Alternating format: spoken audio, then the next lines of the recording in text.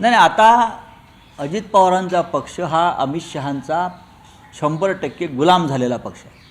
मांडलिकत्व जे त्यांना आहे ते स्वीकारावं लागेल. लोक सैरभैर अजूनही आहेत.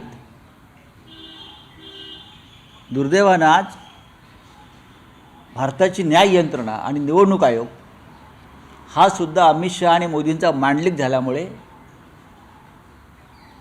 कायदेशीर प्रक्रियेमध्ये विलंब होतो आहे. अजितदादांच्या अपघाताच्या संदर्भात घातपात आहे का असे प्रश्न अनेक उपस्थित केले पवार साहेबांनी जातात. तरी अमोल मिटकरी यांनी असं म्हटलं. नाही, पवार साहेबांची जी क्लिअरिटी आहे ती पहिल्या दिवशी त्यांनी केली, पण हळूहळू त्यांनाही कळेल हे प्रकरण साधं नाही आहे. अमोल मिटकरी असं म्हणतात एक की लक्षात विमानातील 6वी नाही विमान नाही प्रश्न असा आहे की अजित पवारांनी स्वगृही जाणे हा भारतीय जनता पक्षाचा पराभव होता.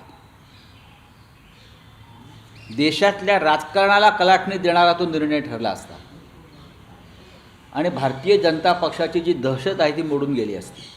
अजित पवार मागे फिरले असते तर. नंबर 1, अजित पवार जे वारंवार सांगत होते माझ्याकडे भारतीय जनता पक्षाच्या घोटाळ्याची फाईल आहे आणि मी उघड करीन, हे त्यांनी 15 जानेवारीला सांगितलं.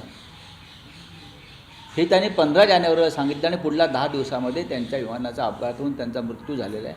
हे रहस्यमय आहे. मला जस्टिस लोहियाची आठवण येते. या प्रकरणानंतर मला जस्टिस लोहियाची आठवण झाली. पढ़ते रहिए fight against criminal daily newspaper.